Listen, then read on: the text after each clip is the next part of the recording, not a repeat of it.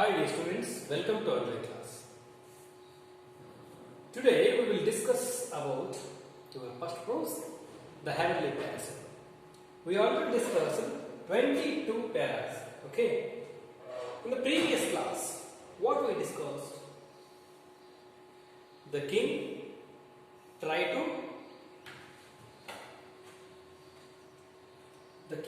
to stop that sacrifice. Then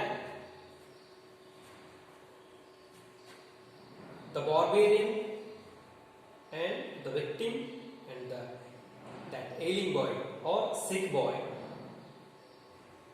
they look strangely towards him. What he said? He said, I offer my body to the Chandika in the name of sacrifice. I sacrifice my body. Maybe I save at least two people. One is victim and another one is ailing boy. ಅಂದ್ರೆ ಇಲ್ಲಿ ಏನು ಹೇಳ್ತಾರೆ ಅಂದ್ರೆ ನಾನೇ sacrifice ಮಾಡ್ತೀನಿ. ನನ್ನ sacrifice ಮಾಡೋದ್ರಿಂದ ಏನಾಗ್ತದೆ, ಇಬ್ಬರು ವ್ಯಕ್ತಿಗಳು ಉಳಿತಾರೆ ಅನ್ನೋದನ್ನ ಹೇಳ್ತಾರೆ. ಹೇಳಿದ ತಕ್ಷಣ ಮೇಘವಾಹನ ಏನ್ ಮಾಡ್ತಾರೆ, ಆ ಬಾರ್ಬೇರಿಯನಿಗೆ ನನ್ನನ್ನು ಕಿಲ್ ಮಾಡುವಂತ ಆದೇಶ ಮಾಡ್ತಾರೆ. ಮೇಘವಾಹನ ಆದೇಶವನ್ನ ಆತ ಹೆದರ್ತಾನೆ. He don't move. ಅವನು ಮೂವ್ ಆಗೋದಿಲ್ಲ. That time he take his own sword and try to cut his head. ತನ್ನ ಕುತ್ತಿಗೆಯನ್ನು ತಾನೇ ಕತ್ತರಿಸ್ಕೋಬೇಕು, ತನ್ನ ಪ್ರಾಣವನ್ನು ಬಲಿಯಾಗಿ ಚಂಡಿಕೆ ಕೊಡಬೇಕು ಅಂತ ಪ್ರಯತ್ನ ಮಾಡ್ತಾನೆ. ಇನ್ನೇನು ಆ ಕತ್ತಿ ಬಂದು ಅವನು ಕುತ್ತಿಗೆಯನ್ನು ಕತ್ತರಿಸಬೇಕನ್ನೋಷ್ಟರಲ್ಲಿ ಆ ಕತ್ತಿ ಹೋಗಿ ಏನಾಗ್ತದೆ ಅಂದ್ರೆ ಸುಗಂಧ ಭರಿತ ಹೂವಿನ ಮಾಲೆಯನ್ನು ಕೊರಳಿಗೆ ಬೀಳ್ತಿದ್ದ. ಅಲ್ಲಿದ್ದಂತಹ ಆ ಕಾಡಿನ ಮನುಷ್ಯ ಹಾಗೂ ಆ ಬಲಿಯಾಗಬೇಕಾದಂಥ ಹುಡುಗ, ಆಮೇಲೆ ಆ ಏಲಿಂಗ್ ಬಾಯ್ ಅಂದರೆ ಆ ಏನು ರೋಗದ ನರಳದಿಂದಲ್ಲ ಆ ಬಾರ್ಬೇರಿಯನ್ ಮಗ, ಅವನು ಏನಾಗ್ತಾರೆ, ಡಿಸ್ಅಪಿಯರ್ ಆಗ್ತಾರೆ, ವ್ಯಾನಿಶ್, ಅವರು ಮಾಯವಾಗಿ ಹೋಗ್ತಾರೆ. ಹಿಂದಿನಿಂದ ಒಂದು ಭುಜದ ಮೇಲೆ ಒಬ್ರು ಯಾರೋ ಕೈ ಇಟ್ಟು ಹಾಕಾಗ್ತದೆ, ತಿರುಗಿ ನೋಡ್ತಾನೆ. ಈ ವಿಲ್ ಟರ್ನ್ ಆಗಿ ನೋಡ್ತಾನೆ. ನೋಡಿದಾಗ ಅಲ್ಲಿ ವರುಣದೇವ ಬಂದಿರ್ತಾನೆ. ವರುಣದೇವ ಬಂದು ಅವನ್ನ ಹರಿಸ್ತಾನೆ. ಹರಿಸಿ ಏನಾಗುತ್ತೆ, 22 ಪ್ಯಾರಲ್ಲಿ ಡಿವೈನ್ ಬೀಯಿಂಗ್ ಅಡ್ರೆಸ್ ವಿತ್ ಬಿವಿಲ್ಡರ್ ದಿಗ್ಭ್ರಮೆಗೊಂಡಂತ ರಾಜರನ್ನ ಉದ್ದೇಶಿಸಿ ಕೆಲವು ಮಾತುಗಳನ್ನು ಆಡ್ತಾರೆ. ವರುಣ ದೇವ ಏನು ಧರ್ಮಕೊಡೆ ಪ್ಯಾರಾಸೋಲ್ ಬಗ್ಗೆ ಮಾತಾಡ್ತಿದ್ದೀನಲ್ಲ, ಆ ಪ್ಯಾರಾಸೋಲ್ ಅನ್ನ ಒಯ್ಲಿಕ್ಕೆ ಬಂದಿದ್ದಾನೆ. ಯಾಕಂದ್ರೆ that parasol bench to Varuna god ಇರ್ತೈತಿ. ಅದ್ರದ್ದು ಏನು ಕ್ವಾಲಿಟೀಸ್ ಇದೆ, 12 ಕ್ಯಾಲಮಿಟೀಸ್ ಇನ್ ಮೈ ಲ್ಯಾಂಡ್ ಅಂತ ಹೇಳ್ತಾರೆ ಗಾಡ್. ಅದು ಇರೋದ್ರಿಂದ ಪ್ರಕೃತಿ ವಿಕೋಪಗಳು, ಅನಾಹುತಗಳು, ಅವಘಡಗಳು ಸಂಭವಿಸುವುದಿಲ್ಲ ಸಾಮ್ರಾಜ್ಯದಲ್ಲಿ. ಅದಕ್ಕೆ ನನ್ನ ಆಶೀರ್ವಾದ ನಿನ್ನ ಮೇಲೆ ಯಾವಾಗ ಇರ್ತೈತಿ, ನನ್ನ ಧರ್ಮ ಕೂಡ ನಿನಗೆ ವಾಪಸ್ ಮಾಡು ಅಂತ ಅದನ್ನ ಇಸ್ಕೊಂಡು ಏನ್ ಮಾಡ್ತಾನ, ವಾಪಸ್ ತೆಗೆದುಕೊಂಡು ವರುಣ ದೇವ ಹೋಗ್ತಾನೆ. ನೆಕ್ಸ್ಟ್ ಏನಾಗ್ತದೆ, 23 ಪ್ಯಾರಾದಲ್ಲಿ, ಲೆಟ್ಸ್ ಕಮ್ ಟು 23 ಪ್ಯಾರಾ. ಮೇಘವಾಹನ bowed before the divine being and returned the parasol reverently to him.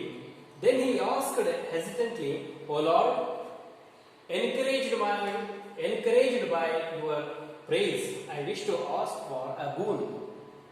I need help to cross the water so that I may conquer the island. Let's come to the meaning of 23 para. Meghavahana bowed before the divine being. Bowed ಅಂದ್ರೆ ಅವನ ಮುಂದೆ ತಲೆಬಾಗಿ ಏನ್ ಮಾಡ್ತಾನೆ, ನಮಸ್ಕಾರ ಮಾಡ್ತಾನೆ. ವರುಣ ದೇವರ ಮುಂದೆ ಮೇಘವಾಹನ ನಮಸ್ಕಾರ ಮಾಡಿ, ರಿಟರ್ನ್ ದ ಪ್ಯಾರಾಸೋಲ್ ರೆವರೆಂಟ್ಲಿ ಟು ಹಿಮ್, ಮರ್ಯಾದೆಯನ್ನು ಏನ್ ಮಾಡ್ತಾನಂದ್ರೆ ತನ್ನ ಹತ್ರ ಇದ್ದಂತಹ ವರುಣದೇವನ ಆ ಧರ್ಮ ಕೊಡೆಯನ್ನ ದೇವರಿಗೆ ಅರ್ಪಿಸ್ತಾನೆ. ದೆನ್ ಹಿ ಆಸ್ಕ್ಡ್ ಹೆಸಿಟೆಂಟ್ಲಿ, ಅಂಚುತ್ತಾ ದೇವರನ್ನ ಕೇಳ್ತಾನೆ. ಏನು, ಓ ಲಾರ್ಡ್, ಓ ದೇವರೇ, ಎನ್ಕರೇಜ್ಡ್ ಬೈ ಯುವರ್ ಪ್ರೈಸ್, ನಿನ್ನ ಮಾತುಗಳಿಂದ ನನ್ನ ಏನ್ ಮಾಡು, ನಿನ್ನ ಒಂದು ವಚನಗಳಿಂದ, ನಿನ್ನ ಮೃದುವಾದ ಮಾತುಗಳಿಂದ ದಯವಿಟ್ಟು ನನ್ನನ್ನ ಧೈರ್ಯ ಬರುವಂತೆ ಮಾಡು. I wish to for a boon, ನಾನು ನಿನ್ನ ಕಡೆ ಒಂದು ವರ ಕೇಳ್ಬೇಕಂತ ಮಾಡೀನಿ, ದಯವಿಟ್ಟು ಕರುಣಿಸು ಅಂತಾಳೆ. He asks to the god, ಅವನು ದೇವರನ್ನ ಕೇಳ್ತಾನೆ. I need to help cross the water so that I may conquer the island. ನಾನೇನಾಗಬೇಕಾಗಿದೆ, ಎಲ್ಲಿದ್ದಾನೆ ಅವನು? ಭಾರತದ ಕೊನೆಯ ಭೂಭಾಗದಲ್ಲಿದ್ದಾನೆ, ಅಂದ್ರೆ ಕನ್ಯಾಕುಮಾರಿ ಅಂತ ಅನ್ಕೋಬಹುದು. ಮುಂದೆ ಶ್ರೀಲಂಕಾಕ್ಕೆ ಹೋಗ್ಬೇಕಂತ, ಲಂಕಾಕ್ಕೆ ಹೋಗ್ಬೇಕು. ಲಂಕಾಕ್ಕೆ ಹೋಗ್ಬೇಕಂದ್ರೆ ಅವನೇನು ಮಾಡಬೇಕು, ಅಲ್ಲಿ ಒಂದು ದೊಡ್ಡದಾದ ಸಮುದ್ರ ಇದೆ, ಆ ಸಮುದ್ರವನ್ನು ದಾಟಿ ಹೋಗಬೇಕಾಗಿದೆ. Please help to me cross this vast sea. ಈ ವಿಶಾಲವಾದಂತಹ ಸಮುದ್ರವನ್ನು ದಾಟಲಿಕ್ಕೆ ನನಗೆ ಸಹಾಯ ಮಾಡು ಅಂತ ಕೇಳಿಕೊಳ್ತಾರೆ ವರ್ಣಗೆ. ಓಕೆ, ನೆಕ್ಸ್ಟ್ ಏನಾಗ್ತದೆ? Varuna smiled. So be it. When you desire to cross the ocean, I will pull away the water. Then he disappeared with the parasol. ಏನಾಗ್ತದೆ? Let's come to the meaning of 24th para. Varuna smiled. The god smiled with divine. ಅದ್ಭುತವಾಗಿ ದೇವರು ನಗ್ತಾನೆ, ನಸು ನಗ್ತಾನೆ. So be it. ಇಷ್ಟಿನ ನೀವು ಕೇಳ್ತಿರೋದು. When you desire to cross the ocean, ನೀನು ಯಾವಾಗ ಏನ್ ಮಾಡ್ತೀಯ? ವಿಶ್. ವೆನ್ ಯು ಡಿಸೈರ್, ನಿನಗೆ ಯಾವಾಗ ಅನಿಸ್ತಲ್ಲ ಈ ಸಾಗರವನ್ನು ದಾಟಬೇಕಂತ ನಿನಗೆ ಮನಸ್ಸು ಕರೀತದಲ್ಲ, ಆವಾಗ I will full away the water. ನಾನು ಏನ್ ಮಾಡ್ತೀನಿ? ಇಡೀ ಸಮುದ್ರವನ್ನು ಏನ್ ಮಾಡ್ತೀನಿ? ನೀರನ್ನೇ ಸರಿಸಿಬಿಡ್ತೀನಿ, ನಿನಗೆ ದಾರಿ ಮಾಡಿಕೊಡ್ತೀನಿ. Then he disappeared with the parasol. ಏನ್ ಹೇಳ್ತಾನೆ? ನೀನು ಸಮುದ್ರವನ್ನು ದಾಟುವಾಗ ನನ್ನ ನೆನಸು, ನಾನೇನು ಮಾಡ್ತೀನಿ? ನಿನಗೆ ದಾರಿ ಮಾಡಿಕೊಡ್ತೀನಿ. ನೀರನ್ನ ಸರಿಸಿ ನೀರಿನಲ್ಲೇ ನಿನಗೆ ದಾರಿ ಮಾಡಿಕೊಡ್ತೀನಿ. ಯಾವುದಕ್ಕೂ ತಲೆ ಕೆಡಿಸ್ಕೋಬೇಡ, ನಿನ್ನ ದಾರಿಯಲ್ಲಿ ಮುಂದುವರಿ ಅಂತ ಹೇಳ್ತಾರೆ. Let's come to the 25th. The following day, Meghavahana assembled his troops on the shore. The waters swelled and crashed on the sand, and the soldiers trembled at its might. Meghavahana rode forward and plunged into the foaming ocean. All at once the water parted, and the king, smiling at his troops' astonishment, beckoned them to follow him. In this wondrous manner, Meghavahana reached Lanka and won over its king Vibhushana in the form of friendship. Okay, the following day, Meghavahana assembled his troops on the shore. Shore ಅಂದ್ರೆ ಸಮುದ್ರ ದಂಡೆ. ಸಮುದ್ರ ದಂಡೆಯಲ್ಲಿ ಏನ್ ಮಾಡ್ತಾನ? ಯಾವ ದಿವಸ ಅವನು ಲಂಕಾಕ್ಕೆ ಹೋಗ್ಬೇಕಾಗಿರ್ತಂತಲ್ಲ, ಆ ದಿನ ತನ್ನ ಆರ್ಮಿನೆಲ್ಲ ಕರ್ಕೊಂಡು ಅಲ್ಲಿ ತಯಾರಾಗಿರ್ತಾನೆ. ಈ ಅಟೆಂಪ್ಟ್, ಅವನು ಪ್ರಯತ್ನ ಪಡಲಿಕ್ಕೆ ಮುಂದಾಗ್ತಾನೆ. The waters swelled and crashed on the sand. ಏನಾಗ್ತಿರುತ್ತೆ? ಅವ್ರು ನಿಂತಾಗ ಸಮುದ್ರದ ತೆರೆಗಳು ಜೋರಾಗಿ ಬಂದು ಬಡಿತಾ ಇರ್ತವೆ. ಅವ್ರು ನಿಂತ ಕಡೆ ಸಮುದ್ರ ದಂಡೆಯಲ್ಲಿ ಏನಾಗ್ತಿರ್ತದೆ? ಬಂದು ಬಡಿತಾ ಇರ್ತಾರೆ. ಸಮುದ್ರದಲ್ಲಿ ನೀರು ಹೆಚ್ಚಾಗಿ ಕಾಣಿಸ್ತಾ ಇರ್ತದೆ. ಅವ್ರಿಗೆ ಹೆದರಿಕೆ ಆಗ್ತದೆ. ಹಾಗೆ ಕ್ರಾಸ್ ಮಾಡೋದಿಲ್ಲ ಅಂತ ಹೇಳಿ ಅವರಿಗೆ ಸೈನಿಕರಿಗೆ ಹೆದರಿಕೆ ಆಗ್ತಿರ್ತದೆ. And the soldiers trembled at its might. ಅವರು ಅದನ್ನು ನೋಡಿ ಹೆದರ್ತಾರೆ. ಅಯ್ಯೋ, ಸಮುದ್ರದಲ್ಲಿ ಅಲೆಗಳು ಹೆಚ್ಚಾಗಲಿಕ್ಕೆ ಶುರು ಮಾಡಿದ್ದು, ಸಮುದ್ರ ಹೆಚ್ಚು ಉಬ್ಬರವಿಳಿತ ಅಂತ ಕರೀತಾರೆ. ಸ್ವೆಲ್ಡ್ ಅಂದ್ರೆ ವಾಟರ್ ಸ್ವೆಲ್ಡ್ ಅಂಡ್ ಕ್ರಾಶ್ಡ್.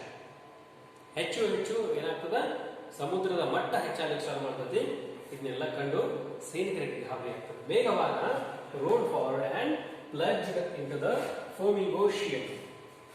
ಮೇಘವಾಹನ ಏನ್ ಮಾಡ್ತಾನಂದ್ರೆ, ಅವನಿಗಾಗಲೇ ಯಾರು ವಾರ ಸಿಕ್ಕಿರ್ತದ? ಗಾಡ್ ವರ್ಣನ ವಾರ ಸಿಕ್ಕಿರ್ತತಿ. ಆ ಟೈಮಲ್ಲಿ ಅವನು ನೀರಿನಲ್ಲಿ rode forward the plunge into the foaming ocean. ಆ ಏನ್ ತೇಲಾಡ್ತಿರ್ತಲ್ಲ ಸಮುದ್ರ, ಓಲಾಡುತ್ತ ಸಮುದ್ರದಲ್ಲಿ ಅವನು ಹೆಜ್ಜೆ ಇಟ್ಟು ಮುಂದೆ ಹೋಗ್ಲಿಕ್ಕೆ ಅಣಿ ಇಡ್ತಾನೆ, ಮುಂದೆ ಹೋಗ್ಲಿಕ್ಕೆ ತಯಾರಿರ್ತಾನೆ. All at once the water parted and the king, smiling at his troops' astonishment, beckoned them to follow him. ಅಂದ್ರೆ ಆಗೇನಾಗ್ತದೆ ಅಂದ್ರೆ ನೀರು ಪಾರ್ಟ್ ಆಗ್ತದ, ವಿಭಾಗ ಆಗಿ ಅವನಿಗೆ ದಾರಿ ಬಿಟ್ಕೊಡು. ನೀರು ಮಧ್ಯೆ ಸೀಡಿ ಅವನಿಗೆ ದಾರಿ ಬಿಟ್ಕೊಡ್ತತಿ. ನೀರು ಆ ಕಡೆ, ನೀರು ಆ ಕಡೆ, ಈ ಕಡೆ ನೀರು ಈ ಕಡೆಯಾಗಿ ಅವನಿಗೆ ದಾರಿ ಬಿಟ್ಕೊಡ್ತತಿ.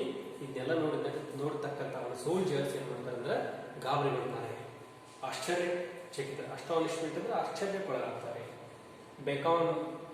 ಬೆಕಾನ್ಡ್ ದೆಮ್ ಟು ಫಾಲೋ ಹಿಮ್. ಅಂದ್ರೆ ಅವನೇನ್ ಮಾಡ್ತಾನೆ? ಒಂದು ಸೈನಿಕರ ಕಡೆ ಒಂದು ನಗುವನ್ನು ಬೀರಿ ಸೈನಿಕ ನನ್ನನ್ನು ಫಾಲೋ ಮಾಡಿ ಅಂತ ಹೇಳ್ತಾರೆ. ಇನ್ ದಿಸ್ ವಾಂಡರ್ಸ್ ಮ್ಯಾನರ್ ಮೇಘವಾಹನ ರೀಚ್ ಲಂಕಾ. ಎಷ್ಟು ಅದ್ಭುತ ಅಲ್ಲ. ಈಗ ಕಲ್ಪನೆ ಮಾಡ್ಕೊಳ್ಳಿಕ್ಕೆ ನಮಗೆ ಅಸಾಧ್ಯ ಅನಿಸುತ್ತೆ. How it's happen. ಸಮುದ್ರದಿಂದ ನಾವು ಸಮುದ್ರದ ತಳದಲ್ಲಿ ನಡೀತಾ ಹೋಗ್ಬೋದು. ನೀರೆಲ್ಲ ಏನಾಗ್ತದೆ, ಗೋಡೆ ತರ ಸೈಡ್ ಸರಿದು ನಿಂತ್ಬಿಡ್ತೈತಿ. ನಾವೇನ್ ಮಾಡ್ಬೋದು, ನಡೀತಾ ಆರಾಮಾಗಿ ಹೋಗ್ಬೋದು. ನೀರಿನ ಯಾವುದೇ ಭಯ ಇಲ್ಲ, ಸಮುದ್ರದ ಏರಿಳಿತವಿಲ್ಲ, ನೀರಲ್ಲಿ ಮುಳುಗ್ತಿರೋದಿಲ್ಲ. ಮರದ ಮೇಲೆ ನಡೀತಾ ಹೋಗ್ಬೋದು. ಏನಾಗ್ತದೆ, ಸಮುದ್ರ ಎರಡು ಭಾಗ ಇರ್ತೈತಿ. ಮೇಘವಾಹನ ಮತ್ತು ಆತನ ಸೈನಿಕರು ನಡೀತಾ ಅದ್ಭುತವಾದ ಈ ಪವಾಡ ಸದೃಶ ರೀತಿಯಲ್ಲಿ ಅವರು ಏನ್ ಮಾಡ್ತಾರೆ, ಸಮುದ್ರವನ್ನು ದಾಟಿ ಹೋಗ್ತಾರೆ. And won over its king Vibhishana in the form of friendship. ಅಲ್ಲಿ ಹೋಗಿ ಆ ದೇಶವನ್ನು ಗೆಲ್ತಾನೆ. ಯಾವುದು ಲಂಕಾ ದೇಶವನ್ನು ಗೆಲ್ತಾನೆ. ಅಲ್ಲಿ ರಾಜ ಯಾರಾಗಿರ್ತಾರ, ವಿಭೂಷಣ ಆಗಿರ್ತಾನೆ. ಆ ಲಂಕಾ ದೇಶವನ್ನು ಗೆದ್ದ ನಂತರ ಹೇಗೆ ಗೆಲ್ತಾನ, ಸ್ನೇಹದಿಂದ ಗೆಲ್ತಾನೆ, ಪ್ರೀತಿಯಿಂದ ಗೆಲ್ತಾನೆ. ಗೆದ್ದು ಅಲ್ಲಿ ಏನಾಗ್ತಾನ, ಒಂದು ಫ್ರೆಂಡ್ಶಿಪ್ ಅನ್ನು ಮಾಡ್ತಾನೆ. Come to the 26th paragraph. On returning home, Amritaprabha welcomed him and then looked around in confusion. Where is the parasol, my lord? She asked. It never leaves your side. ಅಂದ್ರೆ ಏನಾಗ್ತಂದ್ರೆ, on returning home, ಇಷ್ಟೆಲ್ಲ ಯುದ್ಧವನ್ನು ಗೆದ್ದ ಮೇಲೆ, ಸ್ನೇಹದಿಂದ ರಾಜ್ಯವನ್ನು ಗೆದ್ದ ಮೇಲೆ ವಾಪಸ್ ಮೇಘವಾಹನ ಮನೆಗೆ ಬರ್ತಾನೆ, ತನ್ನ ಸಾಮ್ರಾಜ್ಯಕ್ಕೆ ಬರ್ತಾನೆ. ಅಮೃತ ಪ್ರಭ ಏನ್ ಮಾಡ್ತಾರೆ, ವೆಲ್ಕಮ್ ಮಾಡ್ಕೊಳ್ತಾಳೆ. Then he looked around in the confusion. ಅವಳು ಗಾಬರಿಯಿಂದ ನೋಡ್ತಾಳೆ. ಯಾಕೆ ಗಾಬರಿಯಿಂದ ನೋಡ್ತಾಳೆ? Where is the parasol, oh my lord, oh my king, where is the parasol ಅಂತ ಅವಳು ಕೇಳ್ತಾಳೆ. ಕೇಳಿದಾಗ it never leaves your side. ಅದು ಎಂದೋ ನಿಮ್ಮನ್ನ ಬಿಟ್ಟು ಹೋಗೋದಿಲ್ಲ. ನಿಮ್ಮ ಮೇಲೆ ಆಶೀರ್ವಾದ ಮಾಡ್ತಕ್ಕಂಥ ಏನು ಪ್ಯಾರಾಸೋಲ್ ಇತ್ತಲ್ಲ, ಅದೇನು ಈಗ ಎಲ್ಲಿದೆ ಅಂತ ಅವಳು ಗಾಬರಿಯಿಂದ ಕೇಳ್ತಾಳೆ. It was never mine to keep, he answered, yet the mark of the favor shown to me by its divine owner will guide me through my life. As he spoke, the skies darkened as if the parasol was casting its shadow over him, even from its heavenly above. ಇಲ್ಲೇನಾಗ್ತದಂದ್ರೆ ಅದಕ್ಕೆ answer ಮಾಡ್ಲಿಕ್ಕೆ ಶುರು ಮಾಡ್ತಾನೆ ಅಮೃತಪ್ರಭಾ. She asked to the Meghavahana, O my lord, O my king, where is the parasol? This very precious parasol. Where did you forget that? ಹೀಗೆಲ್ಲ ಅವರ ಭಾವನೆಯಿಂದ ಕೇಳಿದಾಗ, it was never mine to keep. ಅದು ಯಾವಾಗಲೂ ನಂದೇ ಇರೋದಿಲ್ಲ ನನ್ನ ಹತ್ರ ಇಟ್ಕೊಳ್ಳಿಕ್ಕೆ ಅಂತ ಅವರು ಆನ್ಸರ್ ಮಾಡ್ತಾರೆ. Yet the mark of the favour shown to me by its divine owner will guide me through my life. ನನಗೇನಾಗ್ತದ, ಯಾರ್ದು ಪ್ಯಾರಾಸೋಲ್ ಇತ್ತು, ವರ್ಣದ ಕೃಪೆನೇ ಸಿಕ್ಕಿದೆ ನನಗೆ. ಇನ್ನು ಪ್ಯಾರಾಸೋಲ್ ತಗೊಂಡು ನಾನೇನು ಮಾಡಲಿ? ಅದು ಯಾರಿಗೆ ಹೋಗಿದೆ ಅಂದ್ರೆ, ಪ್ಯಾರಾಸೋಲ್ ವರುಣ ದೇವನ ಹತ್ರ ಹೋಗಿದೆ. ಆ ಪ್ಯಾರಾಸೋಲ್ನ ಆಶೀರ್ವಾದ, ವರುಣ ದೇವನ ಆಶೀರ್ವಾದ ಇಡೀ ನನ್ನ ಜೀವನ ತುಂಬ ಏನಾಗ್ತದೆ, ನನಗೆ ಒಂದು ಒಳ್ಳೆಯ ಆಶೀರ್ವಾದ ನೀಡ್ತಾ ನನ್ನ ಲೈಫ್ ಅನ್ನ ಲೀಡ್ ಮಾಡ್ತದ ಅಂತ ಹೇಳ್ತಾರೆ. As he spoke, the skies darkened as if the parasol was casting. ಇನ್ನೇನು ಅವನು ಮಾತಾಡ್ತಿರುವಾಗಲೇ ಏನಾಗ್ತದೆ ಅಂದ್ರೆ, ಅವನು ನಿಂತ ಜಾಗದಲ್ಲಿ ಆಕಾಶದಿಂದ ಸ್ವಲ್ಪ ಏನಾಗ್ತದೆ, ಕತ್ತಲೆ ನೆರಳು ಬಿದ್ದಾಗತ್ತೆ. ಎಲ್ಲರೂ ಹಣೆಯೆತ್ತಿ ನೋಡ್ತಾರೆ, ಮೇಲೆ ತಲೆ ಎತ್ತಿ ನೋಡಿದಾಗ ಅಲ್ಲಿ ಏನಾಗ್ತದೆ, ಪ್ಯಾರಾಸೋಲ್ ಬಂದವರಿಗೆ ಅಷ್ಟು ನೆರಳನ್ನು ನೀಡ್ತಾ ಇರೋದು. ಪ್ಯಾರಾಸೋಲ್ ವಾಸ್ ಕಾಸ್ಟಿಂಗ್ ಇಟ್ಸ್ ಶಾಡೋ. ಆ ನೆರಳನ್ನು ಬೀರ್ತಾ ಇರ್ತಾರೆ. ಕಾಸ್ಟಿಂಗ್ ಅಂದ್ರೆ ಬೀರು, ನೆರಳನ್ನು ಅವರ ಮೇಲೆ ಬೀಳಿಸ್ತಾ ಇರ್ತದೆ. ನೆರಳನ್ನು ಬೀಳಿಸೋದಕ್ಕೆ ಮೀನ್ಸ್ ಇಟ್ ಬ್ಲೆಸ್, ಅವನನ್ನು ಆಶೀರ್ವದಿಸ್ತಾ ಇದ್ದಾರೆ. Over him even from its heavenly world. ಅದು ಸ್ವರ್ಗದಲ್ಲಿದ್ದರೂ ಕೂಡ, ಸ್ವರ್ಗದಿಂದ ಮೇಘವಾಹನ ಒಳ್ಳೆತನಕ್ಕೆ, ಮೇಘವಾಹನ ಕಂಪ್ಯಾಷನ್ಗೆ, ಮೇಘವಾಹನ ಮೊಬೈಲಿಟಿಗೆ that parasol blessed from the heaven, ಅಲ್ಲಿಂದ ಅವರಿಗೆ ಆಶೀರ್ವಾದವನ್ನು ಮಾಡ್ತಾರೆ. ಇಲ್ಲಿಗೆ ಏನಾಗ್ತದೆ, ಈ ಲೆಸನ್ ಕಂಪ್ಲೀಟ್ ಆಗಿರ್ತದೆ. Okay, try to read once again this prose. ಮತ್ತೊಮ್ಮೆ ಇದನ್ನು ಓದಲಿಕ್ಕೆ ಪ್ರಯತ್ನ ಮಾಡಿ. ಡಿಫಿಕಲ್ಟ್ ವರ್ಡ್ಸ್ನೆಲ್ಲ ನಿಮ್ಮ ಫೇರಲ್ಲಿ ಬರಲಿಕ್ಕೆ ಶುರು ಮಾಡಿ. ಇನ್ಮೇಲೆ ಗ್ಲಾಸರಿ ಇರ್ಬೋದು, ಡಿಫಿಕಲ್ಟ್ ವರ್ಡ್ಸ್ ಇರ್ಬೋದು, ನೀವು ಫೇರಲ್ಲಿ ಬರ್ಕೊಡ್ರಿ. ಆಮೇಲೆ ಗ್ರಾಮರ್ ಪುಸ್ತಕದಲ್ಲಿ ಬರೀರಿ. ಆಮೇಲೆ ಯಾವುದು ಇನ್ನೊಂದು ಒಂದು ಗ್ರಾಮರ್ ಆಗಿರ್ಬೋದು, ಒಂದು ಫೇರು, ಆಮೇಲೆ ಕೋಪರೇಟಿವ್. ಟೋಟಲಿ 3 ಪುಸ್ತಕಗಳು, 4 ಪುಸ್ತಕಗಳು ಇರೋದಿಲ್ಲ. 3 ಪುಸ್ತಕಗಳಲ್ಲಿ ನಿಮ್ಮೆಲ್ಲ ವರ್ಕನ್ನು ಮಾಡಿ. ನಾಳಿನ ವಿಡಿಯೋದಲ್ಲಿ ನಾವೇನು ಮಾಡೋಣ, ಕ್ವಶನ್ಸ್ ಆನ್ಸರ್ನ ಡಿಸ್ಕಷನ್ ಮಾಡೋಣ. ಜೊತೆಗೆ ನಿಮ್ಮ ವಾಟ್ಸಪ್ಗೆ ಏನಾಗ್ತದೆ, ನೋಟ್ಸು ಬರ್ತದೆ. ವೇಟ್ ಮಾಡಿರಿ, ನಿಮ್ಮ ಫೇಸ್ಬುಕ್ಕಲ್ಲಿ ಬರ್ತದೆ. Thanks for watching. Keep watching. Stay home, stay